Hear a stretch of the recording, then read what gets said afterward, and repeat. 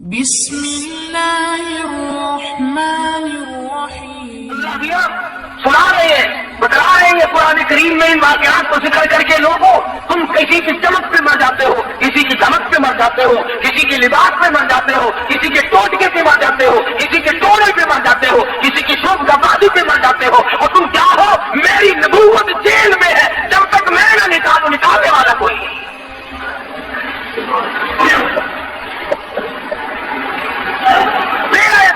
یہ ہے نا، اگر ذرا سا کام کسی کے نام لینے سے ہو گیا، عمر بھر کے لیے تیرا حاجت روا مشکل کشا بن گیا۔ کرنا خدا میں ہے۔ اگر تیری مرادوں کو پیر پوری کرتا ہے، فقیر پوری کرتا ہے، مدار والا پوری کرتا ہے، تو پھر یہ دو ہندو ان کی مرادوں کو پیپل پوری کرتا ہے، بڑ پوری کرتا ہے، چاند پوری کرتا ہے، منظر پوری کرتا ہے، گنگا کا پانی ان کی مرادوں کو پوری کرتا ہے۔ وہ بھی تو یہی کہتے ہیں کہ خدا نے ان کو اپنا بنا لیا، یہ خدا کے دیوتاؤں ہیں۔ سمجھ نہیں آتی، اگر ہندو پانی کی پوجا کرے تو کافر، ہندو اگر پیپل کی پوجا کرے تو کافر، ہندو اگر بڑ کی پوجا کرے تو کافر، ہندو اگر منگا بنا کر اس میں ٹلی کھڑکائے تو کافر، ہندو اس میں بت رکھ کر اس کو سجدہ کرے تو کافر، اور تجھے کھلی اجازت ہے ڈنڈیوں کو پوجتا پھر، جالوں کو پوجتا پھر، پیپل اور بڑ کو پوجتا پھر، کھلیوں اور دریاؤں کے پرانی کو پوجتا پھر، سورج اور چاند کو پوجتا پھر، کسی پیر کی قبر کو پوجتا پھر، تیرے لیے کھلی چھٹی ہے۔ کچھ انصاف کرو اپنے لیے، خدا بھی کیا کہتا ہوگا؟ تیری بیوی ہے تو خامند ہے، تیرا بھائی ہوگا وہ اس کے کپڑے دھو سکتی ہے، وہ اس کو کھانا پکا کر کے دے سکتی ہے، تیرا کتنے ہی جگری دوست ہو، رشتے دار ہو، کھانا پکائے گی، بستر بچھا دے گی، کھانا پکا کر کے دے دے گی، کپڑے دھو دے گی، چائے بنائے گی، اچھے کھانے پکا کر کے دے دے گی، تو بڑا خوش ہوگا، میرے دوست کی خدمت کی ہے، میرے رشتے دار کی خدمت کی ہے، میری عزت کا ساتھ دیا ہے۔ اگر تجھے یہ پتا چل جائے کہ آنکھ ملائی ہے تو تو یا ختم ہو جائے گا یا اسے ختم کر دے گا۔ کیوں؟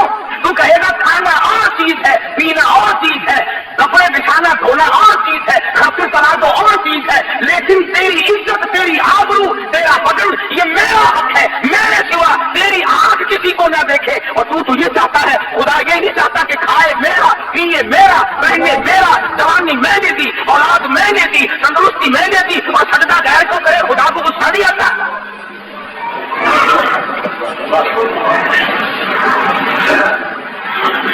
جنازے کی نماز پڑھتے ہیں،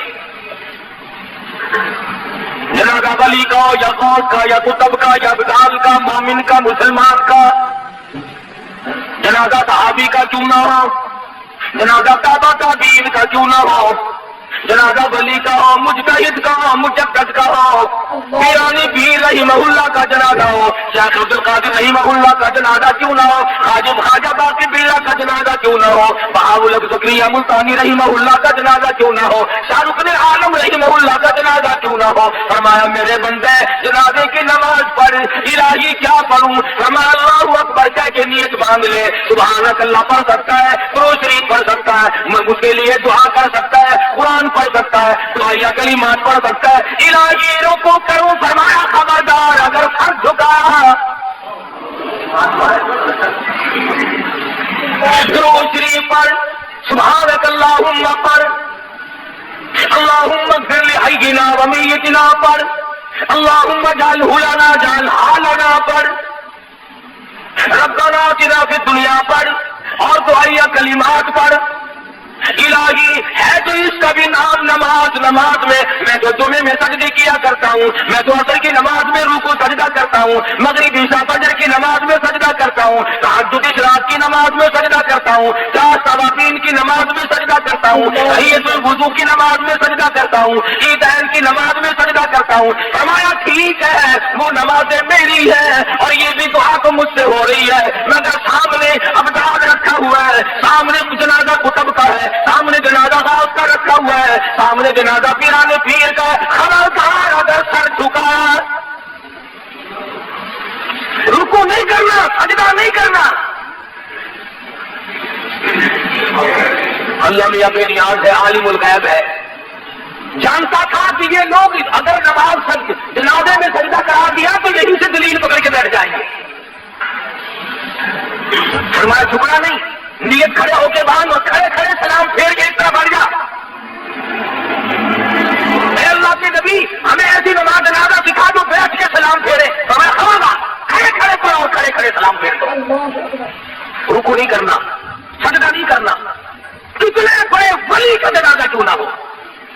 इलाही, सजदा नहीं करने देता। फरमाया हाँ, शिरक की बीमारी न लोगों में पड़ जाए।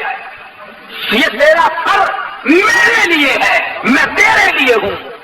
ये तेरी पेशानी, ये तेरा माथा मेरी शौकत के सिवा और कहीं ना झुकने पाए। अब अल्लाह यह पूछता है कि जब वली का, कुतुब का, गौस का जनाजा सामने रखा हुआ था तो मैंने झुकने न दिया, और जब वो 4 गज जमीन के अंदर चला गया अब सजदे करता फिरता है, तेरी मर्जी है। आंखों के सामने था तो मैंने भी सजदा करने दिया, रुकू न करने दिया, और अब जब वो 4 गज जमीन के अंदर चला गया अब सजदे के काबिल हो गया। समय अकल कर रहे, कुछ अपनी अकल का इलाज कर। तो खुदाबंद करीम नबूवत के वाक़या सुना करके बतला रहे हैं, मेरे यूसुफ घबराना, ये तमाम चीजें आनी जानी होती है। नबूवत का बड़ा हौसला है। कहने लगे यूसुफ जेल खाने में सर के मर जाएगा। फरमाने लगे जा मुझे जेल खाना महबूब है। अहब्बु सिजन मिम्मा यदऊननी इलैहि, मैं जेल खाना मंजूर करता हूँ, मैं कैद मंजूर करता हूँ। अल्लाह मियाँ तुम्हें भी तो कभी पूछेगा, और सालमो कम से कम मुकदमा न चलाया होता, जज न बिठाया होता, फैसला न कराया होता। तुमने सब कुछ करने के बाद जब मुझे जेल में डाला तो तकलीफ हो रही है। और कुरान करीम ने ये भी बता दिया कि बादशाहों की आदत हुआ करती है अपने ऐबों पे पर्दा डाला करते हैं। अपनी घरवाली का ऐब लोगों के सामने कैसे जाहिर करे कि ये फरेफ्ता हुई फिरती है, ये दीवानी हुई फिरती है। पैगंबर को जेल में डाल दिया अपनी आबरू बचाने के लिए। सैयदना यूसुफ अलैहिस्सलाम जेल में पड़े हैं, 2 कैदी और भी साथ रहते हैं। उन्होंने ख्वाब देखा, एक ने ये देखा कि मैं शराब निचोड़कर अपने बादशाह को पिला रहा हूँ, दूसरे ने ख्वाब देखा कि मेरे सर पे रोटियों का टोकरा रखा हुआ है, परिंदे उसमें से टोकरियां उठा करके ले जा रहे हैं। कुरान करीम की आयतों का तर्जुमा है ये, इन्नी अरानी आसिरु खमरा। एक ने ख्वाब देखा मैं अपने बादशाह को गिलास भर भर के शराब पिला रहा हूँ। वक़ाल आखिर इन्नी अरानी अहमिलु फौक़ रअसी खुब्ज़न ताकुलु त्तैरु मिन नब्बिना बितावीली इन्ना नराका मिनल मुहसिनीन। यूसुफ तू बड़ा नेक आदमी मालूम होता है, तू बड़ा हसीन जमील है, क्या कहना तेरे हुस्न जमाल का, तेरी तक़वा और परहेजगारी का। उन गरीबों को क्या पता कि ये तो पैगंबर है कि हमने ख्वाब देखा है, हमारे ख्वाब की ताबीर तो बता। फरमाया याद रखो ये जो शराब पिलाने वाला ख्वाब देखने वाला है ये तो रिहा होके जाएगा और बादशाह के घर में इसको नौकरी मिलेगी और ये उसे शराब पिलाया करेगा। और जिसने ख्वाब देखा कि मेरे सर पे रोटियों का टोकरा रखा हुआ है और परिंदे उठा करके ले जा रहे हैं, इसको फांसी लगेगी, इसके सर के अंदर से बोटियां नोच कर परिंदे ले जाएंगे। मैंने अर्ज किया था पिछले जुमे को, मिन तावील अहादीस, खुदाबंद करीम फरमाते हैं मैंने यूसुफ अलैहिस्सलाम को ख्वाब की ताबीर का बहुत बड़ा इल्म दिया था। खुदा कहता मैंने दिया था, यूसुफ अलैहिस्सलाम कहीं और से उठा करके नहीं लाए, मैंने इल्म दिया था। अब दोनों वहां से निकले, एक को फांसी हो गई और एक जब निकलने लगा तो ख्वाब से ये पता तो चल गया था कि ये बादशाह के करीब रहा करेगा। बताए लोगों मुसीबतें आदमी को तोड़ दिया करती हैं, जिस पे मुसीबत पड़ती है वही जानता है। हवासात के थपेड़े इंसान को मजबूर कर देते हैं, कभी कभी कुछ घबरा भी जाता है। ये मुसीबत पे मुसीबत आया करती है ना, फिर खुदा ही संभाला दे तो आदमी संभलता है, वरना डूबता चला जाता है। सैयदना यूसुफ अलैहिस्सलाम ने इतना था उसको कह डाला, फरमाया और जाने वाले उज़कुरनी इंदा रब्बिक। पैगंबर को तौहीद से बड़ा प्यार होता है। जब देखा ना कि इनको ताबीर पूछने का मुझसे मतलब पड़ गया, फरमाया ताबीर फिर बताऊंगा, पहले मेरी बात सुनो, पहले मेरी बात सुनो। फरमाया साहिब यस्सिजन, और मेरे जेल के साथियों और मेरी कैद के साथियों और मेरी कोठड़ी के साथियों, अरबाबुम मुतफर्रिकून खैरुम अमिल्लाहुल वाहिदुल क़हार। अंदाजा लगाओ, उन्होंने ख्वाब की ताबीर पूछी, यूसुफ अलैहिस्सलाम तौहीद सिखा रहे हैं। فرمایا یاد رکھو جو بھی کوئی پتا حرکت نہیں کر سکتا، کوئی ذرہ حرکت نہیں کر سکتا، پانی کا قطرہ نہیں حرکت کر سکتا جب تک اس مالک کے کائنات کا حکم نہ ہو جائے۔ اپنے بادشاہ سے کبھی میرا ذکر تو کرنا، ظالمہ بے گناہ ثابت کر کے جیل میں ڈالا ہوا ہے۔ جرم تیری بیوی کا، قصور عورتوں کا، جیل میں بیٹھو، عورتیں ہوا بھاگتی پھرتی ہیں، بنگلور کوٹھی اور محلوں میں دندناتی پھرتی ہیں، میں بے گناہ، میں بے قصور، میں یہاں پر بے خطا پڑا ہوا ہوں۔ اذکرنی عند ربک، اور کبھی کسی سے بات کو چلا کر میرا ذکر تو کرنا۔ تمہیں کیا پتا ہے نبی کی چھوٹی سی بات کو بھی اللہ پکڑتا ہے، نمائندہ ہے نا خدا کا۔ فرمایا میرے یوسف گھر والوں نے مارا، کنویں میں پھینک کے چلے گئے، قافلے والوں نے نکال کے ٹکوں میں بیچ دیا، عزیز مصر کی بیوی نے جال ڈالا آبرو لوٹنے کا، جیل خانے میں ڈال رکھا ہے، اور پھر عدالت بٹھائی، فیصلہ ہوا، پھر بھی جیل میں انہوں نے ڈال رکھا ہے۔ اور میرے یوسف ظالموں کے سامنے فریاد کیوں کی؟ مجھے بھی تو پتا ہے کہ آپ جیل میں ہیں، جس نے جیل میں ڈالا اپنی آبرو کو بچانے کے لیے اسی کے سامنے پھر فریاد کرتے ہیں۔ پتا چلا کہ ظالم کے سامنے فریاد کرنا بھی گناہ عظیم ہے، اور اس پر فریاد کا اثر بھی کچھ نہیں ہو سکتا۔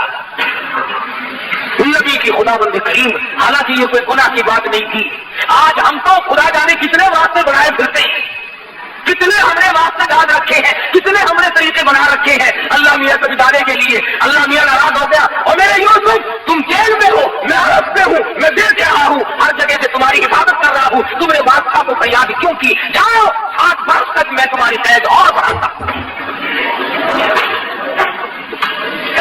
کسی غیر کو سجدہ نہیں کیا، کسی غیر کے سامنے دامن نہیں پھیلایا، جولی نہیں پھیلائی، صرف اتنی سی بات کہی ہے اذکرنی عند ربک، ذرا ذکر تو کرنا۔ کبھی شراب پلاتے پلوتے، اٹھتے بیٹھتے بات چلا کر کے کبھی میرا ذکر تو کر دینا۔ ہمارا یوم میرے یوسف، میں عرش پہ تیرا ہر وقت ذکر کرتا ہوں، تو اپنا ذکر ظالم کی مجلس میں کیوں کراتا ہے؟ نبی میرا ہو، پیغمبر میرا ہو، میں نے تجھے بھیجا ہے، ان کے سامنے فَأَنْسَاهُ الشَّيْطَانُ فَلَبِثَ فِي السِّجْنِ بِضْعَ سِنِينَ۔ اس ملازم کو اللہ میاں کہتے ہیں شیطان نے بلا دیا، 7 برس پھر ہو گئے جیل میں پڑے پڑے۔ عزیز مصر نے خواب دیکھا کہ 7 گائے پتلی دبلی لاغر بڑی کمزور ہے، چل بھی نہیں سکتی، اور 7 گائے بڑی موٹی فربی تکڑی ہے، اور وہ ان مریل گاؤں کو، وہ ان پتلی گائے جو ہیں ان کو کھا رہی ہیں۔ عزیز مصر نے یہ خواب دیکھا۔ محمد ابن سیرین رحمہ اللہ بہت بڑے بزرگ گزرے ہیں، خواب کی تعبیر کے بارے میں وہ بہت مشہور تھے۔ ان کے زمانے میں کسی نے خواب دیکھا کہ میں آگے کہنے لگا حضرت میں نے خواب دیکھا، خواب میں سفید سفید انڈے کھاتا ہوں۔ اچھا بیٹھ جا، اور چپکے سے ایک آدمی کو اشارہ کیا کہ پولیس والے کو بلا کے لاؤ۔ وہ سپاہی آگے انہوں نے کہا پکڑ کے لے جاؤ اسے۔ کہنے لگا حضرت یہ خوب رہی، آیا آپ پوچھنے تھا، اور ہتھکڑی مجھے لگی ہوئی آپ کے دربار سے ہتھکڑی لگ کے چل رہی ہے۔ فرمایا خواب یوں ہی نہیں دیکھا، کفن چراتا ہے مردوں کے، کفن اتارتا ہے۔ محمد ابن سیرین کے پاس ایک اور آدمی آیا اور کہنے لگا حضرت کبھی کبھی خواب کی تعبیر موسم کے اعتبار سے بھی ہوتی ہے۔ کہنے لگا جب میں نے خواب دیکھا سردی کا موسم تھا، میری چارپائی کے نیچے آگ جل رہی ہے، فرمایا کھود کے دیکھ خزانہ ملے گا۔ چنانچہ اس نے زمین کھودی تو نیچے سے سونا ملا۔ اور گرمی کے موسم میں ایک شخص نے خواب دیکھا کہ میری چارپائی کے نیچے آگ جل رہی ہے، تو محمد ابن سیرین رحمہ اللہ نے فرمایا جلدی کر بال بچہ باہر نکالنے، مکان گرنے والا ہے۔ چنانچہ اس نے نکالا تو دھڑام سے مکان گر گیا۔ امام ابو حنیفہ سبقت رحمۃ اللہ علیہ، ان کے زمانے میں ایک آدمی نے خواب دیکھا، نعوذ باللہ نعوذ باللہ، ایک آدمی نے خواب دیکھا نعوذ باللہ کہ میں قرآن کریم پہ نعوذ باللہ پیشاب کرتا، بڑا رویا، الہی میں ایسا شفیع الطلب بنوں گا، ایسا سنگدل بنوں گا، اتنا کمینہ بن جاؤں گا، میں ایسا لانتی بنوں گا کہ یہ کام بھی کرنے لگوں گا، یہ میں نے کیا دیکھا ہے۔ روئے بیچارہ، روئے بیچارہ۔ امام ابو حنیفہ کی خدمت میں حاضر ہوا رحمہ اللہ، اور زبان سے کہہ نہ سکے، روتے روتے اس کا دم نکل آ جائے، بڑی مشکل سے ذکر کیا تو امام صاحب فرمانے لگے خاموش ہو جا، رو نہ، تجھے مبارک ہو، تجھے مبارک ہو۔ پوچھا کہ اسی رات میں تو اپنی بیوی کے پاس گیا تھا؟ کہ جی ہاں۔ ہمارا پروردگار عالم آج کے نطفے سے ایک لڑکا تجھے عطا کرے گا، اور اشارہ اس طرح ہے کہ وہ قرآن کریم کا حافظ بنے گا۔ تو جو پریشان بادشاہ بیٹھا تھا، وہی ملازم جو یوسف علیہ السلام کے پاس عید کاٹ کے آیا تھا، بادشاہ کہنے لگا کیسی طبیعت ہے؟ کہ میں بڑا حیران ہوں، بہت مضطرب اور سرگردہ ہوں، بڑا پریشان ہوں، میں نے خواب دیکھا، اس کی تعبیر بتانے والا کوئی نہیں۔ کہنے لگا اوہو لو جی مدت گزر گئی، ہائے ہائے ہائے ہائے، میں جیل میں تھا نا جی، میری کوٹری میں ایک قیدی تھا، ہم نے خواب دیکھا تھا، اس نے تعبیر بتائی، رب ذوالجلال کی قسم لفظ بلفظ وہی ہوا جو اس نے بتایا تھا۔ بہترین تعبیر جاننے والا تیرے جیل خانے میں قیدی موجود ہے۔ بادشاہ پٹ پٹایا، کہنے لگا اس کا نام کیا ہے؟ انہوں نے کہا جی نام کیا بتاؤں، شکل پوچھو تو بتا نہیں سکتا، جمال پوچھو تو بیان نہیں کر سکتا، ہاں کمال پوچھو تو بتا نہیں سکتا، بہت خوبصورت آدمی ہے، جیل میں